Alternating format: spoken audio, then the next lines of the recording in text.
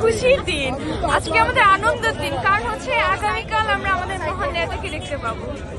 আসলে দিনটাকে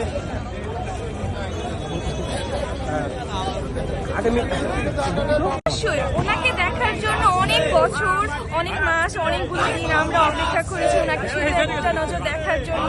আমরা আশা করি বাংলাদেশকে ওনার ধারে আরো উন্নতি হবে, স্বৈরাচার বিলীন হয়ে বাংলাদেশে আবার ওনার হাত ধরে গণতন্ত্র ফিরে আসবে। আগামী বাংলাদেশে কেমন বাংলাদেশ দেখতে চান আপনি? স্মার্ট বাংলাদেশ, স্বৈরাচার বিহীন হয়ে যে বাংলাদেশ আমরা আশা করি, ওই বাংলাদেশ দেখতে চাই।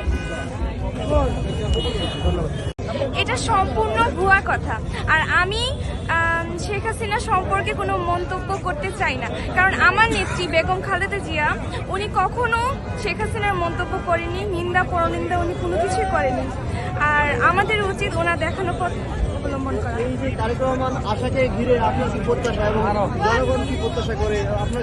তারেক রহমান শুধু একটা নাম না, সারা বাংলাদেশের কোটি কোটি মানুষের বিশ্বাস, ভরসা, আস্থা। তারেক রহমানের হাত ধরে গণতন্ত্র আবার ফিরে আসবে, স্বৈরাচার বিলীন হবে, আমরা আশাবাদী। তিনি কি আসলে জনপ্রত্যাশা পূরণ করতে সক্ষম হবেন কিনা? আপনি তরুণ প্রজন্মের ভোটার হিসেবে আপনি কি মনে করেন? ইনশাল্লাহ আমাদের উচিত, সারা বাংলাদেশের উচিত তারেক রহমানের